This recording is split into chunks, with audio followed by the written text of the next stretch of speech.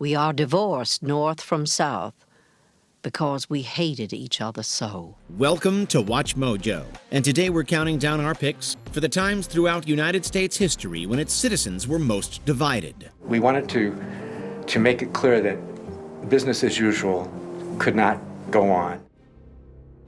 Number 10, the fifth party system. When George Washington stepped down in 1796, he warned the country not to splinter into political parties. He was becoming brittle and ill-tempered. He would go into furious rages, largely about the forces of partisanship that he could feel exploding even within his own cabinet. He had no idea how convoluted they would become. The two main parties ran on completely opposite platforms for decades. In 1932, a key shift happened when Franklin D. Roosevelt won the presidency, running as a Democrat. So first of all, let me assert my firm belief that the only thing we have to fear is fear itself. He implemented the New Deal through any means necessary, including expanding governmental powers. Government intervention reached its highest point, however, in the Tennessee Valley Authority. This program built a series of dams in the Tennessee River Valley to control floods, prevent deforestation,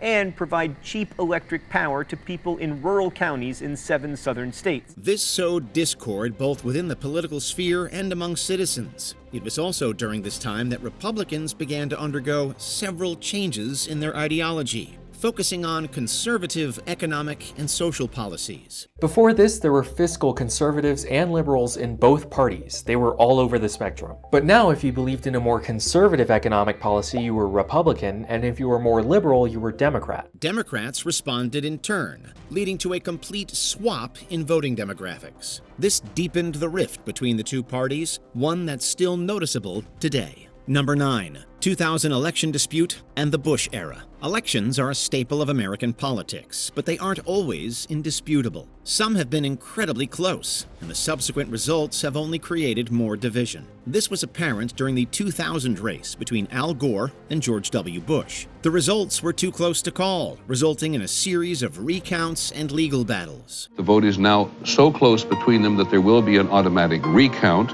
What are you talking about recounts? I'm in bed. There's no recounts going on. After a month-long dispute, the victory went to Bush, with him winning by less than 1% of the vote. Vice President Gore and I put our hearts and hopes into our campaigns. We both gave it our all. While the results were accepted, there were still several questions called into play, including the accuracy of the ballots used. Democrats charge a confusing ballot layout led voters to think they were punching the ballot for Al Gore when they were actually voting for Reform Party candidate Pat Buchanan. 3,500 people did not vote for Pat Buchanan. Come on, this is heavily Democratic Palm Beach County. The dispute only served to further the already growing divide between urban centers and more rural areas across the country. Number 8, Trump era. Donald Trump announcing his candidacy in 2015 led to a splintered reaction. You know, all of my life I've heard that a truly successful person, a really, really successful person, and even modestly successful, cannot run for public office. Just can't happen.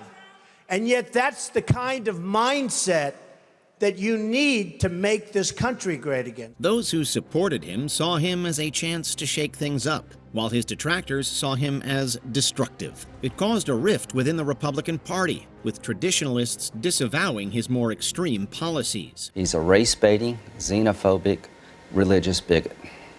He doesn't represent my party. He doesn't represent the values that the men and women who wear the uniform are fighting for. His eventual win in 2016 sparked significant division and fueled serious tensions between his base and the left, and even amongst relatives. The divisiveness among Americans was exacerbated following Trump's 2020 election loss and his re-election in 2024. We also have won the popular vote. That was great. Very proud of that.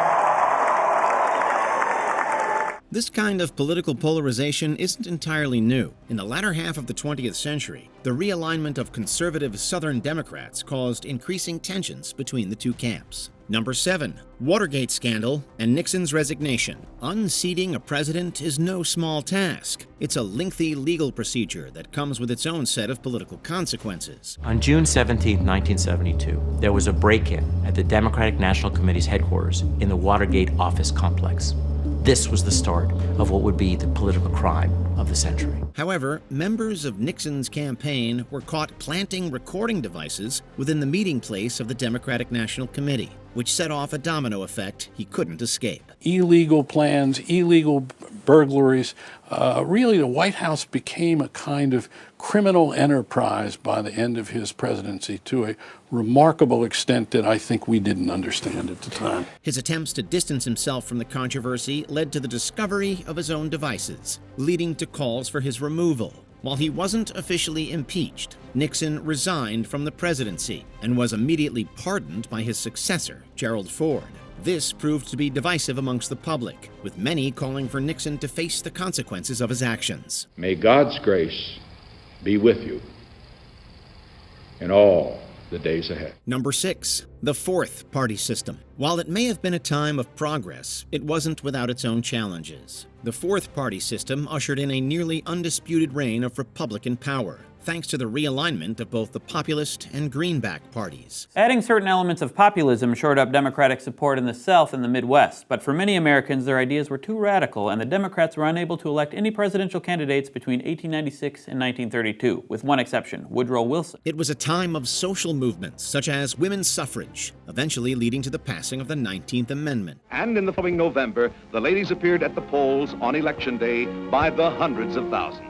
They had won their right to vote. While this caused debate, the real issues lay in corporations becoming intertwined with politics. This was most apparent with the implementation of high tariffs, which many taxpayers argued would negatively affect those without wealth. It came to a head when Theodore Roosevelt split off from the GOP to form the short-lived Progressive Party, causing a permanent rupture within the Republican base. The party didn't outlast Theodore Roosevelt himself, but in 1912, it did bring together those Americans who thought that a strong federal government, active in the public welfare, and also active on the international scene, was what a great nation needed. Number 5. Post-revolution. Federalism versus anti-federalism. Discord has been present since the country's infancy. In 1777, representatives of the original 13 states drafted the initial document that would outline American society, the Articles of Confederation.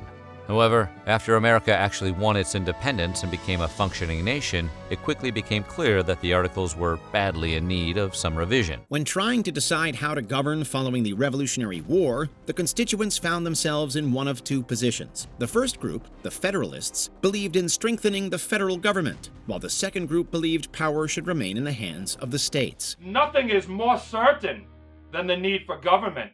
Ha! How fast you Federalists forget.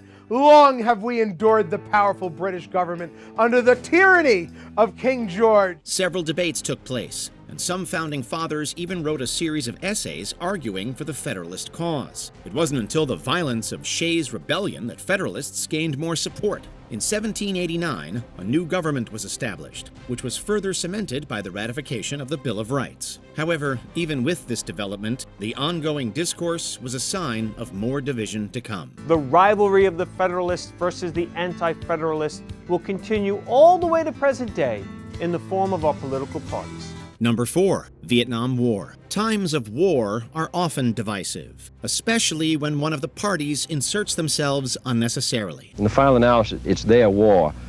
They're the ones who have to win it or lose it. We can help them, we can give them equipment, we can send our men out there as advisors, but they have to win it, the people of Vietnam against the communists. The Vietnam War had been ongoing for a decade before the United States stepped in. They had been involved from afar, but worries that communism would spread led to the Western country sending troops of its own. Our people in South Vietnam are helping to protect people against terror. This move was highly controversial, especially with the randomized draft that led millions of men to do whatever they could to avoid it. Protests occurred across the country, with the National Guard turning on citizens, resulting in the deaths of 4 students at Kent State University. What the investigators have to determine then is whether indeed there was a sniper and whether the Guard was justified in firing its weapons, or whether, as some people here believe, the Guard, under the pressure of a rock-throwing attack, panicked and fired its weapons indiscriminately, killing 4 people. After the war ended, the country was left fractured, and many lost faith in the military.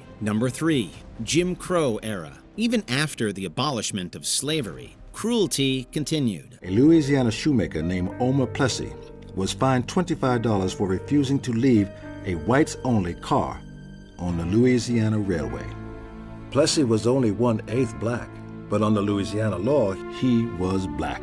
Though African Americans had gained some rights following the Reconstruction era, the passing of Jim Crow laws throughout the South imposed severe burdens. The very name Jim Crow was derived from a racial taunt, adding insult to injury. The laws made segregation legal. Everything from schools to drinking fountains were made separate, deepening the racial divide. I would come home and ask my mother, my father, my grandparents, my great-grandparents, why?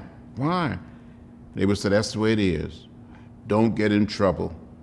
Don't get in the way. Protests and boycotts followed, with some becoming iconic in history. It took the federal government stepping in to make concrete changes, passing several acts to finally dismantle the laws in the 1960s. It is wrong, deadly wrong, to deny any of your fellow Americans the right to vote in this country. But by then, the damage had been done, and the schism they caused still hasn't fully healed. Number 2, antebellum period. Even when it was legal and popularized, slavery was a hot-button political issue. In the 50 years since the Revolution, every northern state had outlawed slavery. It had once seemed likely that it would disappear in the South as well, but no more. The North had deviated from the practice during the 19th century, putting their focus into other forms of commerce. The South relied on it to keep their economy afloat, leading to them feeling threatened when Abraham Lincoln won the presidency in 1860. 3 of the 10, South Carolina, Alabama, and Mississippi, vowed to secede from the Union if he were elected. While there had been threats of violence for decades, things remained at a simmer, although the pressure was steadily increasing. The government even passed a gag rule, effectively ceasing conversation around the topic. This rule not only prevented any discussion of ending slavery in the House of Representatives, it also limited an important way that non-voters could express their views on the issue. Through it all, the abolitionist movement continued to garner support. Things boiled over after Lincoln assumed office, resulting in a split within the Democratic Party and the first Southern state to secede from the Union. Before we continue, be sure to subscribe to our channel and ring the bell to get notified about our latest videos. You have the option to be notified for occasional videos or all of them. If you're on your phone, make sure you go into settings and switch on your notifications. Number 1, American Civil War. All of the tension built up throughout the antebellum period led to this moment, an intense conflict that pitted citizen against citizen. I always shot at privates.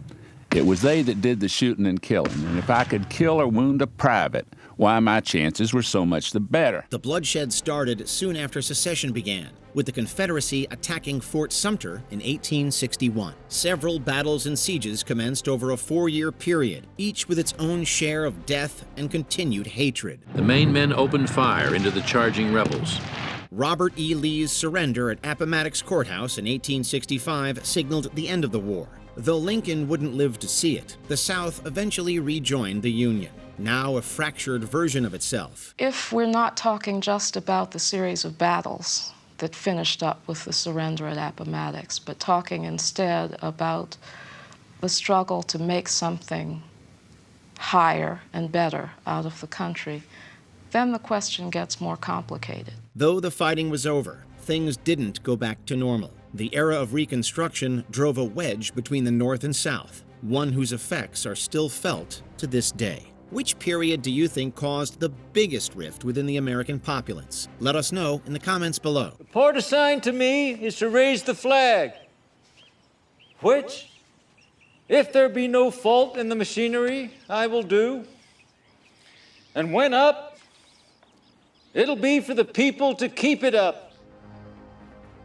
Check out these other clips from WatchMojo, and be sure to subscribe and ring the bell to be notified about our latest videos.